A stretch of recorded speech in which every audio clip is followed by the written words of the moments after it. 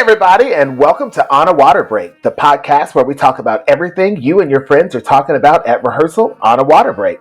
This week, we catching up on all the news the new year has been bringing. We'll also find out what made Peyton say, and then I will be off into the workforce. I look at this number and I think, holy crap. And why Grantese said, that is a great representation of the marching arts. It is not, what the drum corps activities do. All this and more on this week's episode of On a Water Break. 8 off the mat and go. Welcome to On a Water Break, the podcast where we talk everything marching arts. Everyone, bring it in. It's time for a water break. Hey everyone, we're back for another exciting episode this week, and we are so excited for our guest clinicians this week as we talk about all the news you and your friends are talking about. Hey Peyton. Hi there. Girl, how about that Wicked episode? That was so much fun. I loved doing that. Oh my God, I had so much fun. I was still glowing days after that. I shared that episode. We just yapped. We yapped, and we yapped about theater stuff, which really makes me happy. And it was just happened to be one of my favorite musicals. So, so glad. How many more times have you seen the movie? I think I saw it with my sister again. However, it is coming out, so now we won't have to go to the theater. Oh, it's out, girl. I just have not had time to sit down and watch it again. Okay. Yeah. Oh, yeah. Then I'm just not ahead of the times. You're going to work on that. You can do yes, that. I know it. Grantese, this is your first time as a host on the podcast. Yes, it is. Thank How you so are much. you, friend? I'm doing all right. It's a little cold here in California, but not too bad in other parts of the country, so I can't really complain. I live in Florida, and it's cold here too, so I think the entire country is in this polar vortex right now. Mm-hmm. Yeah. So wear an extra coat. Yeah, I've been scarfing it up, which is nice because I don't typically get to wear all of my beautiful winter wear, but right now I am, so I'm going to be real cute for the next couple days. Mm-hmm. So I know that our audience may have seen you in different parts of social media and your fun reviews of different marching arts products. You've also been traveling the world, but we probably should do your 32 count life story so the listeners can get to know our new host. You already know how this works. We'll give you 8 counts off the mat. You have 32 counts to tell your life from birth up until today. You ready? All righty. Here we go. Hi, my name is Grantis Peranda. I'm originally from California, born in San Jose, but grew up in Santa Cruz. I moved around quite a bit. I went to school on the East Coast, majored in health policy and minored in dance. I did WGI, drum corps for quite a while, marched Blessed Sacrament, Onyx, Vanguard, Winter Guard, and View. And then I instructed, and now I judge. I was traveling, so I also got to judge in different countries and do some clinics. Right now, I'm just finding out my next thing, and I love to keep in contact with all marching arts. That's awesome. So as you were listing off all of your color guards that you marched, is there a world-class color guard that you did not march? I wish I marched a machi, but that's that's kind of out there, but yeah. We all wish that we marched a machi. Peyton, I know that you know our next guest quite well, so I'm going to give you the privilege and honor of introducing your amazing friend to the rest of the world. So for context, I need to shamelessly plug the organization that has given me so much within my life, which is Silent Command. And I teach lessons for there because I was once a student as well. And so one day I was at CVS Pharmacy, my lovely place of employment, and I got this little notification on my phone that was like, Yash has scheduled a lesson. I'm like, who's Yash? Later, as I would come to figure out, Yash is one of my former students, and he is an incredible learner and student, and he's a freaking sponge of a human, and also just an incredible human all around. He's a freshman at UGA, and he's also going to be marching his rookie season of drum corps, which I'm very excited for. However, he can definitely tell you a lot more than I can. How about it, Yash? Let's do So it. you saw how the 32 count life story works, Yep, right? yep. Whenever you're ready, bud. All right, let's do it. So, hey everybody, my name is Yash Mahadkar. I'm from Marietta, Georgia. I started my music career with Indian classical music when I was 7 years old with an instrument called the tabla. It's basically 2 hand drums. And from there, I started Western music on the clarinet in 5th grade. And over the next 4 years in the private school that I was at, we didn't really get a ton of instruction on music. So when I got to high school, it was like, okay, I'm playing a huge game of catch up. But then I went to high school, became drum major. Now I'm at the University of Georgia. I'm a freshman studying music ed in the Redcoats and will be a conductor for the Santa Clara Vanguard. I'm so proud. I'm so proud. Holy cow, that is amazing. So tell me, what are some of the differences? Because you started with Eastern music and then you transitioned into Western music. How are those things? Are they different? Are there similarities? Yeah, it's a totally different world. I mean, the biggest difference is the tonal system, which is one of the big reasons you see very few successful attempts at mixing the 2 styles. Just because there's like Indian classical music uses so many like microtones, quarter tones, whatever you want to call them, and the system of teaching is also totally different. We don't have so the tabla is one of the only tonal drums out there. So there's 2 drums and you can make so many different sounds and pitches, but we don't use notes, we don't use a staff. It's all verbal. It's all words. For example, da din din da, which is the start to one of our rhythm cycles, as you could call it. But yeah, we don't use notes or systems like that in this instrument. Like my notebooks are just filled with words and chicken scratch.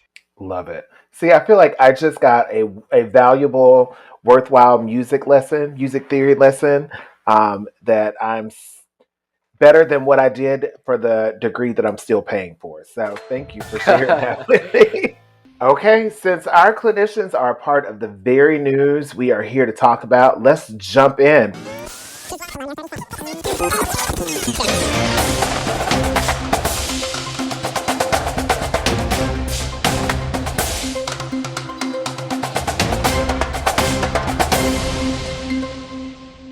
Peyton, why don't you start? Alright, so the Sugar Bowl was delayed a day due to a terrorist activity in New Orleans. Both Notre Dame and Georgia band members endured significant schedule changes and restrictions on their free time activities as a result. While we don't need to get into any of the bad stuff that actually happened, we wanted to talk about how you handled it all and what you did when you were stuck in that hotel. Yeah, so honestly, it was, all things considered, it was a lot better of a day than all of us were expecting. Most of us woke up to frantic calls or texts from our friends and family of, "Are you okay? What's going on?" And we're just groggy waking up, like, have no idea what's happening. But we honestly, us nor the admin kind of knew what was going to happen that day. So we kind of just kept with the schedule as planned to eat breakfast, go to rehearsal, and all that. So as we were eating breakfast, they kind of gave us a heads up of, we can't go anywhere. The university has put a shelter in place on the band, the cheerleaders, and the football team. We were all staying in the same hotel, so we weren't allowed to leave until the football players were given the okay and they headed out first. So it was what we like to call a huge game of hurry up and wait, where we're just kind of waiting there till we get, the next instruction. So we, passing the time, eating breakfast, and then everybody kind of went up back to their rooms just to kill some time, take a nap. We're marching band kids. Most of us aren't early risers. But yeah, so they ended up feeding us a lunch in the hotel, and we hung out there for a few hours. And then around 3 o'clock, they said, it's safe to go outside. We're not going to have rehearsal. The game's postponed at this point. So, you're free to walk around town for a few hours. So me and a few buddies explored a new part of the city, kind of walked along the coast and, discovered new areas. And then around 7:00, they called us back. We had dinner. We watched the epic football games with Texas and Arizona, and then with Ohio State and Oregon. So those were some pretty fun games to be screaming at the TV in the hotel about. But other than that, yeah, just playing cards, taking naps, killing the time. Hey Yash, have during our lessons, did I ever tell you any stories about lightning protocol? I vaguely remember one. So for context, for those of you who don't know what lightning protocol is, if you are in rehearsal and lightning strikes and you have to go under the stadium and kind of just hang out until you're out of the area of lightning during rehearsal, you essentially experienced an inverse lightning protocol, my guy. You're more than prepared for your upcoming rookie season. You're gonna be golden. Okay, everybody, back out on the floor. We need to get Yash to get the horns ready for the next move, and Michael is going to take the prop crew and get those going. More after the break.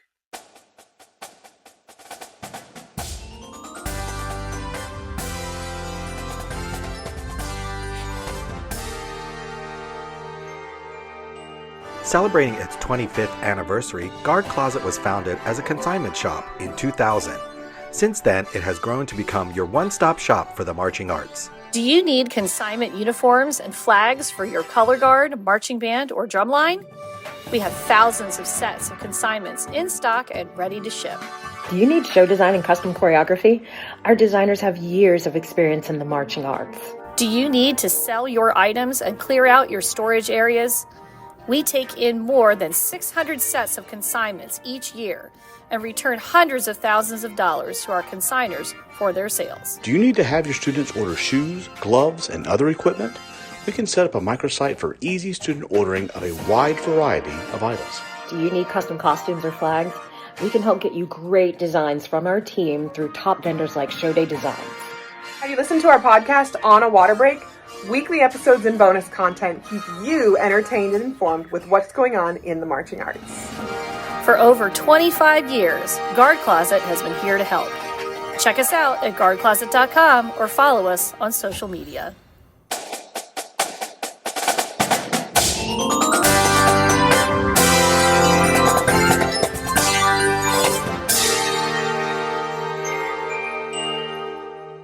Our first guest was a part of the amazing 605 combined band that was a part of the recent Rose Parade, Mr. Michael Nash. Yeah, thank you. We are going to do a 32 count life story with you. Do you know how this works? We give you 8 off the Met. You tell us your life from birth up until today in 32 counts, and that's all you get. Yeah, but what tempo? I think it's 120, but I forgot what the metronome marking was. Please forgive me. Okay, I can do it. Go ahead. Here we go. 8 off the Met.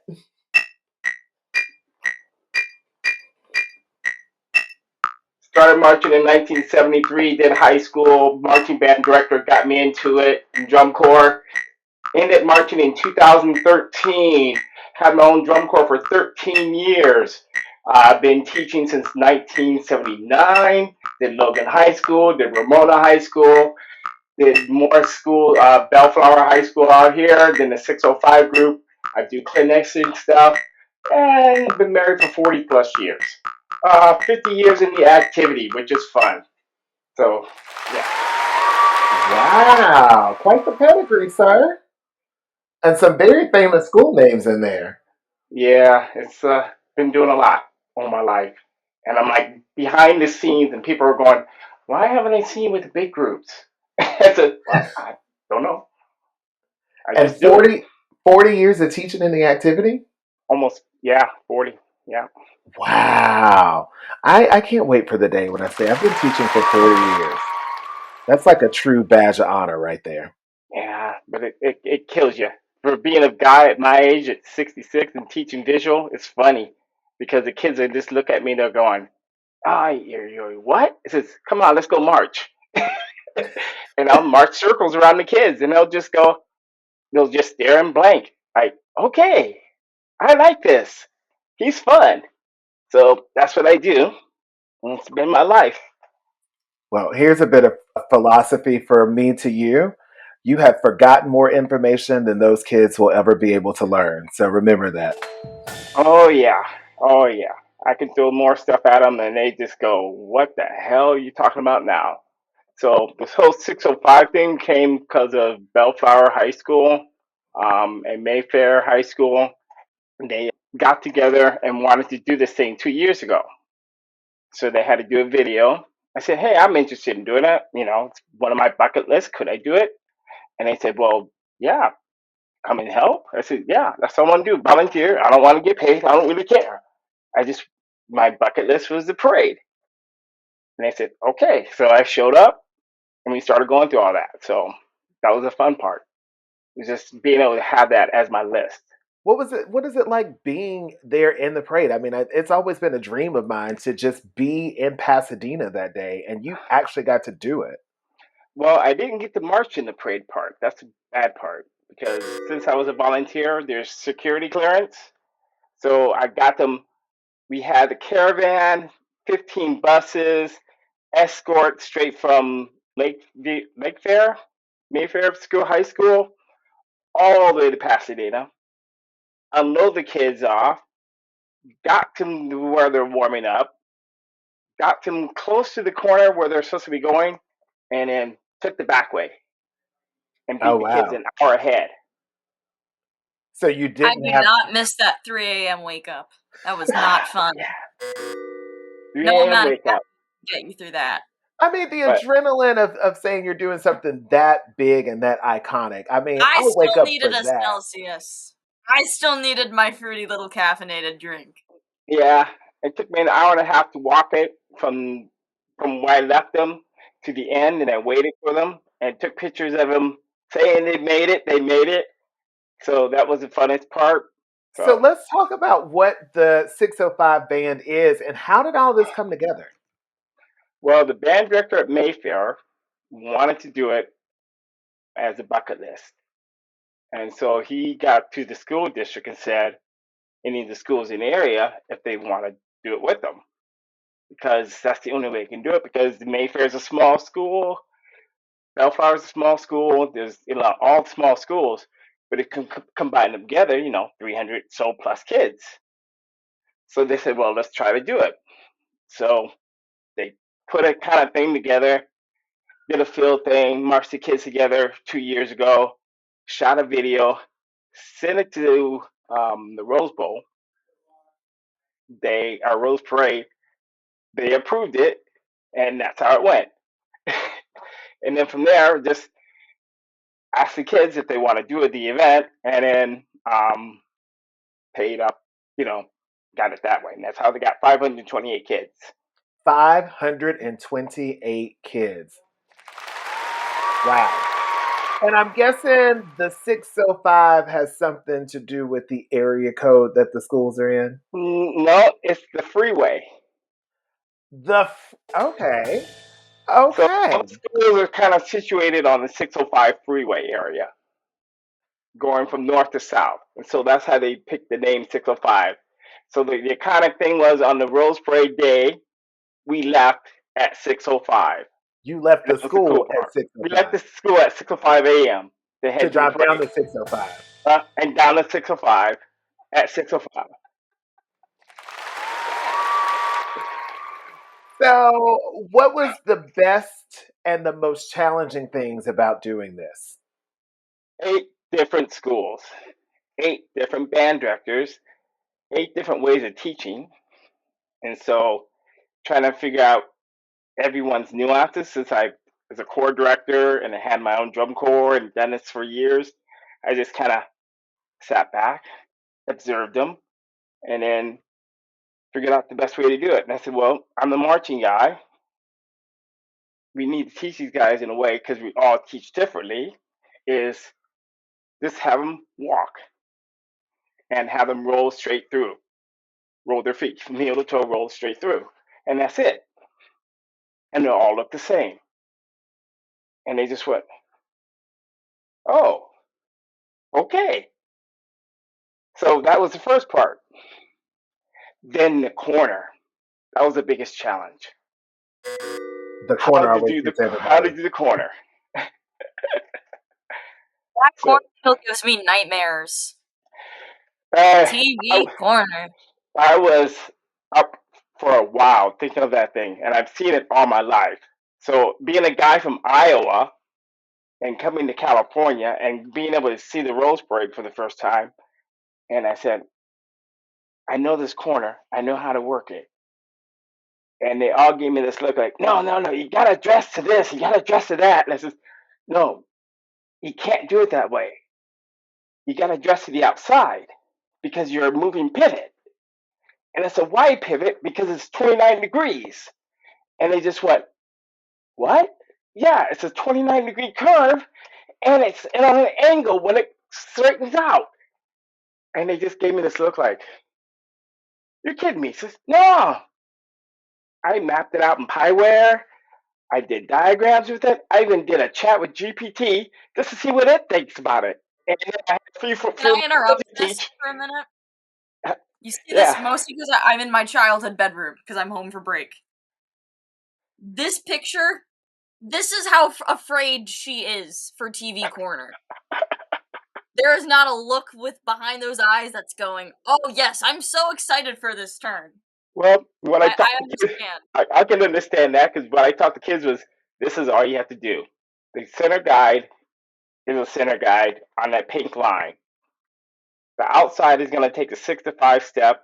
The inside is going to take the 8 to 5 step. And the very inside person is going to take a 10 to 5. And that's what I said. And you guide to the left. And they just went, huh? Do it. It took three or four tries, but it worked. Until the lead trombone player, which was one of my techs at Bellflower, took a big step at the very beginning. And you can see it. So I called him out on it for the hell of it, just to give him a hard time. But yeah, that corner, that was my biggest nightmare.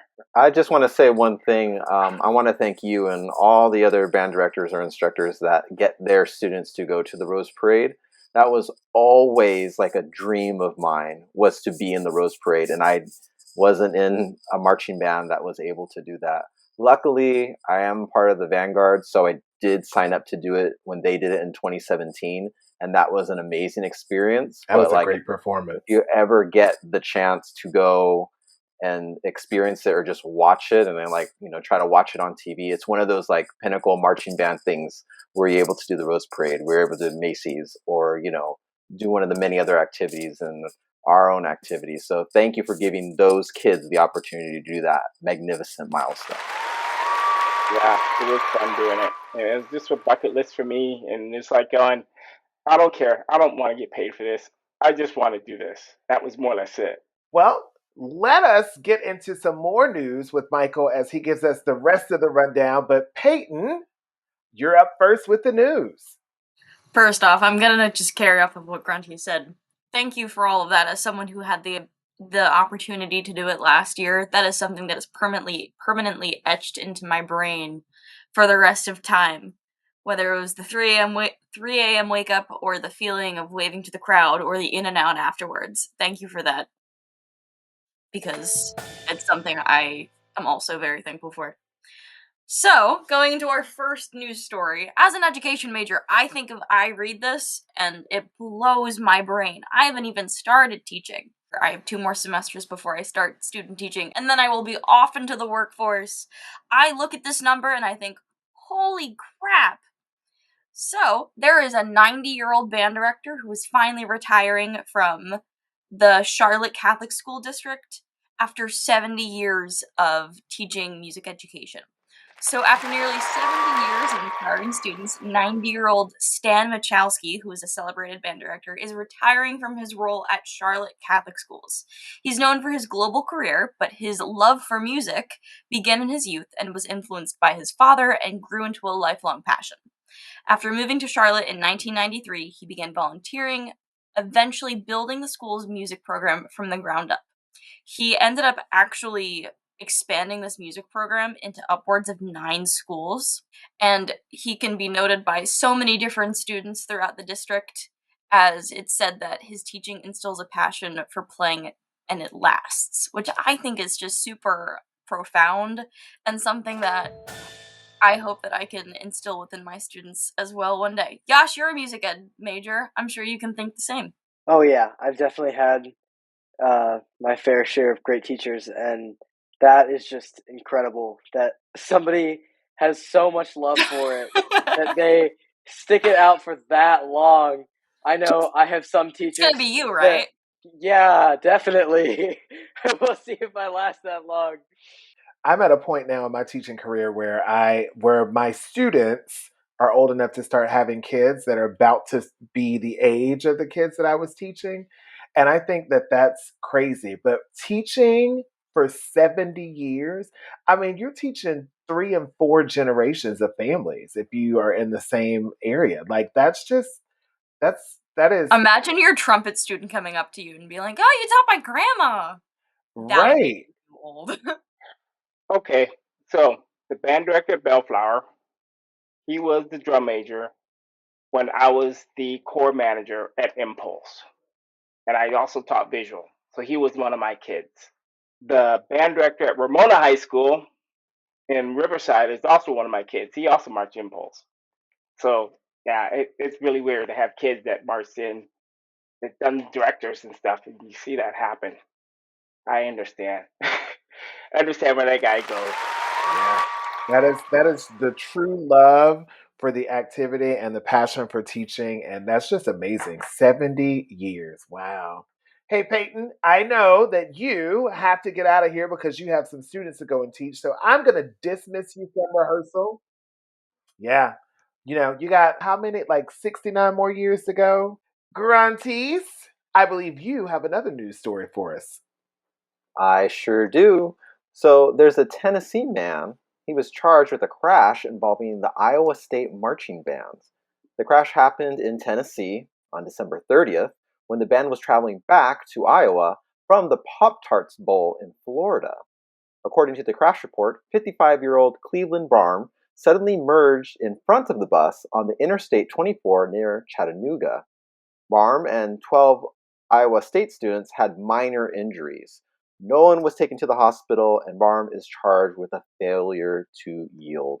I'm just very happy that nobody was seriously injured, because we all, don't want this to happen when we're driving on, bus trips really far. I have been on a bus accident before traveling with a band, and let me tell you, it's not fun. It is not something like having an accident. Period is never fun, but having an accident on a bus where there's that many people, and then the logistics of trying to figure out how you're going to get back to safety or to your home. I mean, that's just a lot. So I am so thankful that everybody in the band was okay, because it could have been a lot different. Oh yeah, definitely. There's a ton of, especially in my time in drum corps, being on the bus and being afraid. There's many stories of that. But I just want to say one thing about the Pop-Tarts Bowl. I don't know if anybody was able to watch it, but I did, and it was kind of cute during I forgot who won, but there was this Pop-Tart. It was like a large Pop-Tart person, like in a mascot suit. And at the end, they put him into a giant toaster to be toasted. And if you're in color guard, we have the analogy of a large toaster, and I would just really wish that I might need to make one of those. I used to tell a famous toaster story to teach kids how to spin and flourish in the toaster. But now if I get a life size one, I can they can actually experience it for themselves. So that's pretty neat. I definitely use that toaster reference all the time. So, and I think it's pretty common for most of us to say that. So I need to go back and look at this video and check it out. All right, so the next news story is on me, and the Waltrip High School from Houston received high honors at the High School Band Festival associated with the Sugar Bowl that we talked about a couple of minutes ago. But this is the same band that was told several months ago by their superintendent that they were not allowed to go to the Sugar Bowl despite months of preparations. If anyone has followed this news story before, you know that the mayor of Houston had to step in and kind of like tell the superintendent that the band should go because it was a huge honor. So he gave the marching band a police escort. So the Houston cops escorted the band all the way from Houston all the way over to New Orleans to do the Sugar Bowl. And ironically enough, the superintendent was concerned about New Orleans being a dangerous destination. And in the end, this is totally one of those moments where Alanis Morissette wrote that song about Isn't It Ironic? Because it kind of happened. I don't know. I just feel some kind of way about that. I want kids to go out and get all the opportunities, but it's really sad when, tragedy like this strikes. It's nothing you could ever prepare for. And I know the superintendent had great intentions, but I wonder if he's going, I told you so. I can't imagine what the admin of that band was going through, because I know watching our admin at the Sugar Bowl, I mean, you could see that they were really stressed for our safety, and they had set a curfew for us. The original plan was at 10 o'clock on New Year's Eve, they would throw an event for us in the hotel. But when that plan fell through, they gave us a 2 a.m. curfew. So many of our students were on that same street until an hour and a half before the event. Wow. So, yeah, I mean, especially high school students is a totally different ball game, but I commend all the admin of every organization that was there for all the work they put into keeping their students safe. 100%. There's no planning. There's no preparation for something like this. It's you have to make those smart decisions as they come. And thankfully, most of all of the bands that were there were able to make those decisions. And I will report that everyone from the Waltrip High School band was safe, and they did make it back, and their parents were all thankful for them. And the Houston mayor even went to the band and gave them a little bit of congratulations for it. So, Yash, you got our next story for us? Yeah, so earlier last week on the show we all know as Jeopardy, on one of their questions, the Ohio State marching band tradition of dotting the I appeared. For those of you who don't know, the Ohio State marching band is famous for their incredible drill formations. I've seen them do the plane from Top Gun. They've done moonwalking Michael Jackson. It's really a treat to get to watch their shows. And one of their most well-known traditions is spelling Ohio on the field and having a sousaphone player run out and be the dot for the I. And I think in cursive too, right? It's a cursive. Yes, in cursive. They have the whole line of the marching band follow the drum major around and, spell this whole Ohio massive formation out. All right. Grantese has a last minute announcement, so everyone in the DC area pay attention. Yes, so this just in. Lizzie from the Commanders Marching Band has something that she wants to let everybody know. The Washington Commanders Marching Band has auditions for the 2025 season.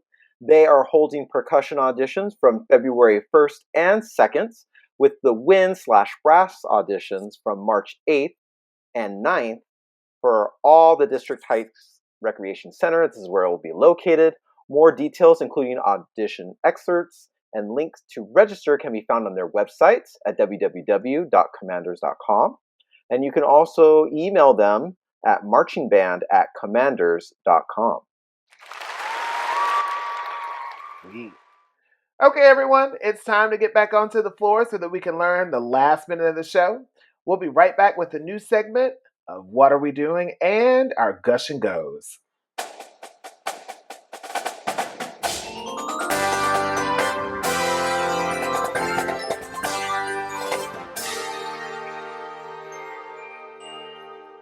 Marching by Montez is a visual design business based out of Raleigh, North Carolina, but provides services to ensembles all across the country. Our services include custom drill and staging for marching bands, indoor winds, indoor percussion, and winter guards, as well as custom band and guard choreography for all 3 winter idioms and marching bands. We now offer program coordination for ensembles throughout the U.S. and custom graphic design for all of your uniform, props, flags, and floor needs. In-person and virtual program consultation options are now available through Marching by Montez, as well as custom sound design for your indoor winds backing tracks, winter guard soundtrack, and show soundscape needs. Visit us at marchingbymontez.com, contact us at joey@marchingbymontez.com, and check us out on social media at Marching by Montez.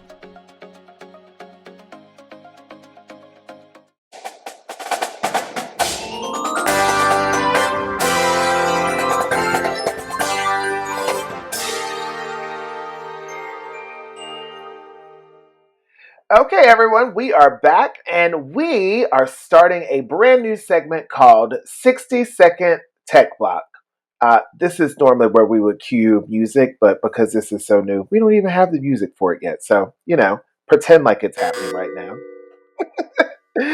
Anyway, this is how this works. Each week, one of our hosts or guest clinician will be forced to give a 60-second tech session with the section needing it the most after the last run. So basically, our special tech this week got to choose 3 topics that they think that they can give a 60-second nonstop speech and maybe help some people out there. So since it's your first show as a host, Grantese, you are up, my friend. Are you ready to do this? Alrighty. Okay. Which one should I do, though? So you had 3 topics that you chose from. The first one was, what does success look like? The second one was, what do you do when none of your kids are showing up? And the third one is, what changes should you make when the judges give you a bad score?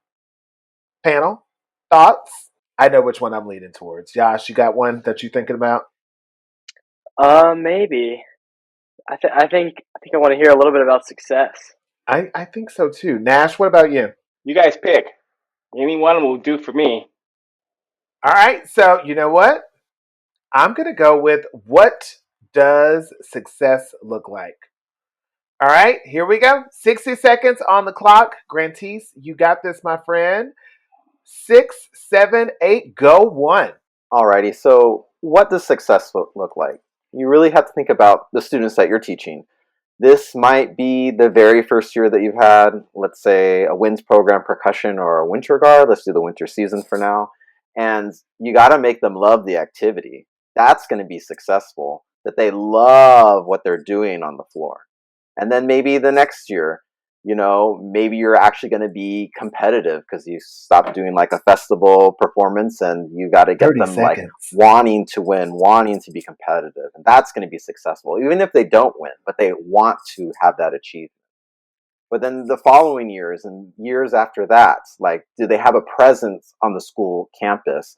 Do the parents actually help out?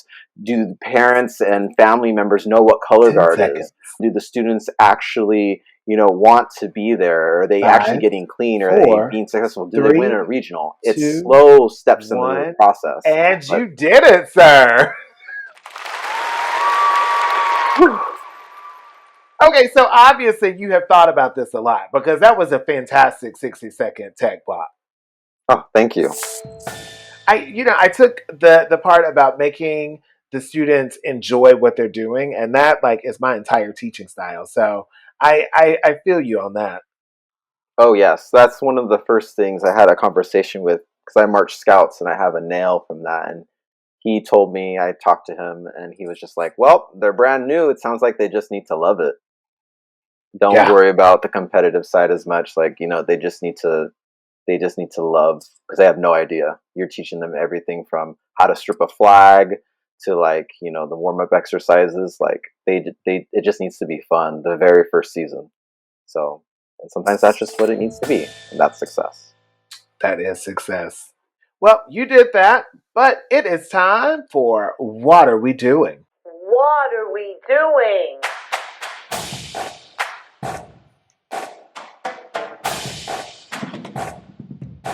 What are we doing?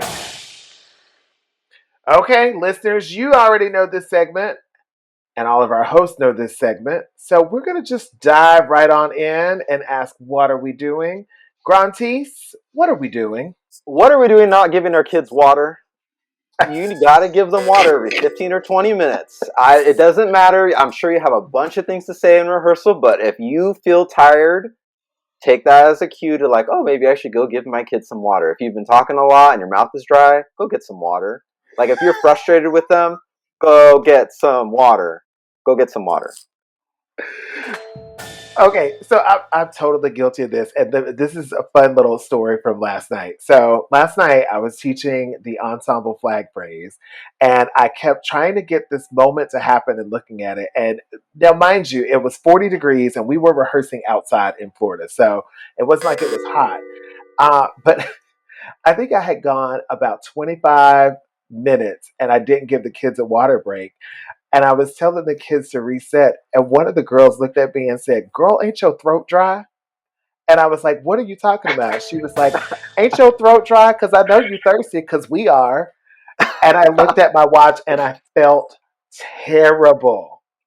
Terrible. Like, I know, I'm pretty sure everybody in this room right As now we can get in tell the you, like, you zone. get in those moments where you start, like, you're in that grind and you're going for it and you completely forget about it because it wasn't hot outside, but I was just standing there counting and clapping and screaming. I was not running around the floor because they literally run for that whole section of the show, and the poor babies, I felt so bad. One of the great things that my directors in high school did is there was always somebody on the field that he had assigned to give us the water break. So it was a good reminder for them to keep them like in time with the water, and it gave, I guess, the kids a little sense of, ooh, I'm important. Yeah, Yeah. that's a cool. I somewhere did it, and I can't remember, but the word was avocado. And every time a kid would get thirsty, they would just go avocado, and then it would be the cue for the staff to like give them a water break. So, we got to do better, instructors. We got to make sure everybody's hydrated.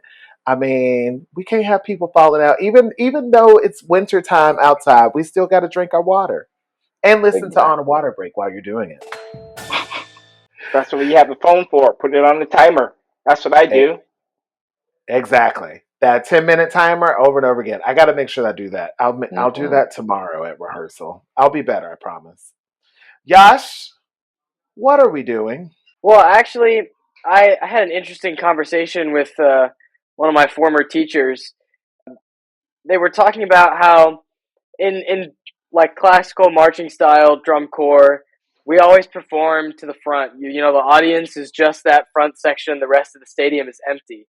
But if you've heard of something called the Battle of the Bands, it's this huge competition of HBCU style bands where they perform to the whole stadium. It's jam packed.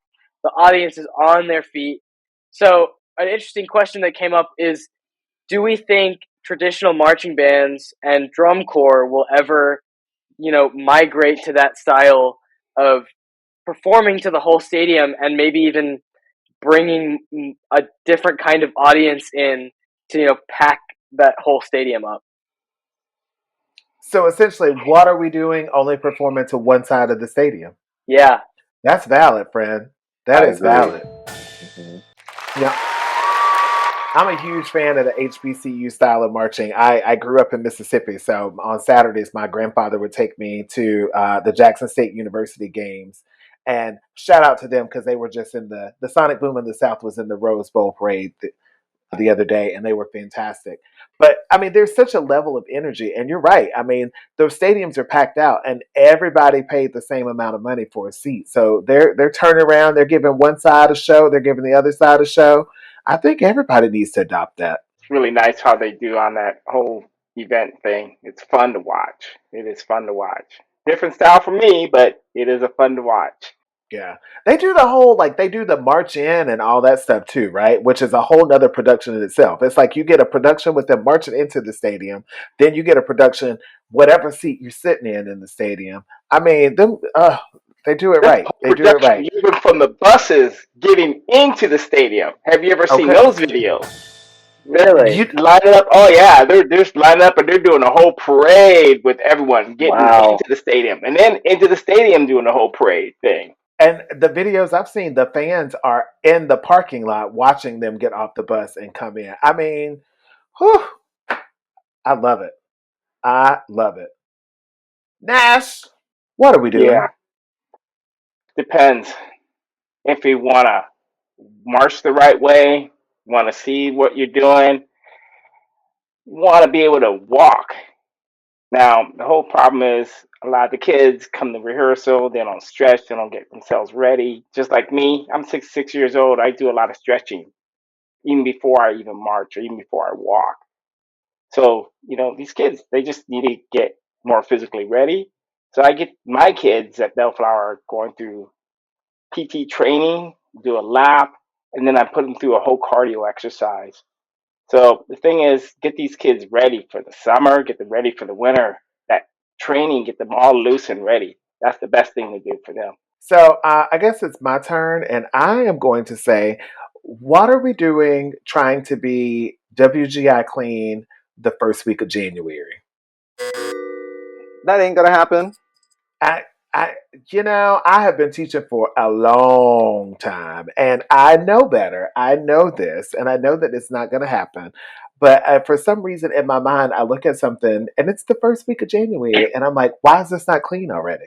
Mind you, the kids were just on a 2-week break, and then I just taught the phrase 15 minutes before this moment of thinking that. But I got to check myself and do better on that end. Yeah, that happens a lot. You get that expectation in your things. That's gonna be perfect, but gotta sit back and relax and let the flow. Yeah, because the truth of the matter is, it's not even going to be perfect at the end of the season. We can always fix something. That's definitely something I've seen. Is I'm a freshman music education student, so I've just started like conducting and rehearsing my own ensembles. So when you practice to a recording, in high school for our final concert, I conducted a piece by Granger, and I had just practiced to a Marine Band recording over and over again. And then as soon as I gave the first phrase, I was like, "That doesn't sound like the recording did. What's wrong?" That was not going to work for you, friend. I'm sorry. You started at the top, and no, that wasn't going to happen. Great job, everyone. Set your equipment down. Gush and go. More water. Yeah, more water. All right, guys, it is time for our gush and goes. What is everybody gushing and going about right now? Grantese, tell us what's going on. I don't know if this has already been gushed about in a recent episode, but Beyonce's bowl, her performance. Like, come on, that's exactly like. If you haven't seen it, you really need to go watch it because that is a great representation of the marching arts. It is not, what the drum corps activities do. It is not what a lot of I would say current marching band competitive BOA, WBA marching bands do. But it is very relevant because it's pop culture. I'm going to Say that pause you again. right there and say that everybody needs to pay attention to what she's doing because she is teaching us how to entertain. That was There you a go. textbook lesson in entertainment from the start to the finish. Costuming, set design, performance skills, the drill with the band, all those dancers. I mean, it was just masterful from top to bottom. I've watched it 3 times already. Yeah, and if you want to talk about drill and staging, the coordination of the marching band, maybe they weren't doing so much intricate drill, but the way they weaved in everybody that was participating in the performance. I want to know who did that. They did a fantastic job. Yeah, just everything about the performance. Again, if you're listening and you haven't seen it, go take the time. I watched it on YouTube. Go find it, and it's there, and it's beautiful. It's absolutely beautiful. It's fantastic. Every second of it. Like I said, I've watched it 3 times, and I'm probably gonna go watch it again after we get done recording this. And let me just gush about one more thing. If anybody wants to contact me for any consulting during winter season or even judging, I'm actually judging a little bit more outside my local area, going to different states. They can reach me, look at my website, grantismoproductions.com, or you can look at my YouTube. I have a lot of videos up there that might be educational and helpful to your group. Yash, what are you gushing and going about, my friend? Well, I really the big thing going on in my life right now is I'm really excited to start my rookie season of drum corps with the Vanguard. It's been a huge dream for me. One of my biggest mentors is a big time judge for drum corps, so he's really gotten me into the game, and the process is taking to get here, especially with all the help Peyton's given me over the past 4 or 5 months. It's been a great journey, and I'm excited to get started. Dude, I can't wait to see you on the field this summer. I'll be in California part of the summer with the drum corps, so with the academy. Awesome. So hopefully I'll get to run into you and warm up or something somewhere. Yeah, I'll yell for you right before you begin, make you a little bit more nervous, but we're all there to support you, so I can't wait to see you as well. Thank you. All right, Michael Nash, what are you gushing and going about right now? Well, I'm revamping my website, marchingforyou.com, getting that ready for the props and consignment business for field props and floors with guard closet. Hopefully get that going up and running real soon. And this is my vacation time. I have no bands to work with, no teaching. I'm just doing consulting for Iraqi winter drumline because they're going world class. So they asked for some technical help on background nonprofit stuff. And I'm also doing some background work with Vessel. You said that this was your vacation and relaxation time, but it sounds to me like you got a whole schedule full of stuff, friend. It's no marching. That's the whole thing. I have no marching. No marching. I love that. Well, listeners, I am gushing right now because after living in Florida for 15 years and being asked from every band director friend that I know and every color guard vendor and everything else, if I was going to be at the Florida Music Educators Association conference, I am finally getting to go as part of my job. Congratulations. Yeah. I'm super excited. I'm going to get to spend the next couple of days with some of the best music educators in the state of Florida, listening to some wonderful topics of discussion. I get to sit in with the rest of the music supervisors for the rest of the state and get to know all of those people. And I get to see some really cool vendors, some of them whom I'm friends with since I've been in the activity since Jesus was a baby. And there will possibly be a little bit of on a water break pop-ups happening throughout FMEA over the next couple of days. So we'll see how that goes. So Ricardo, will you be on a water break for FMEA? Maybe I will be on a water break from FMEA. Hey, it's called Gush and Go, not Gush and Stay. Let's go.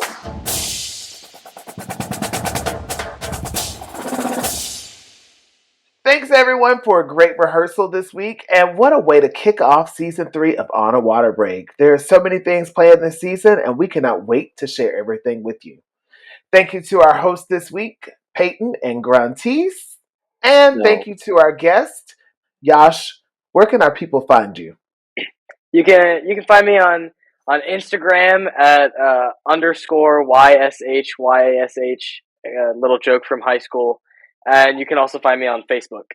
And Michael Nash, what about you? How can we find you on socials? The quickest way is just to go to www.marchingforyou.com. All my social links are at the bottom, and it's quick. Awesome. All right, one more thing. Don't forget that we have our YouTube channel now that has many of our interviews as full video editions. Go and subscribe so you don't miss those. Word is, people are reaching out to us to talk about things on the podcast, and we love it. Email us at onawaterbreakpodcast@gmail.com or find us on social media and DM us. We love having people on the podcast, and hey, Just take out your phone, make a video, and send it to us, and maybe you'll see yourself on the podcast soon. So before you close out of your podcast listening app, go subscribe, write us a review, and share this with a friend. Follow us on social media at On a Water Break, and we'll see you at the next rehearsal on a water break. The On a Water Break podcast was produced by Jeremy Williams and Christine Ream. The intro and outro music was produced by Josh Lyda. To learn more, visit lydamusic.com. And until next time, thanks for tuning in.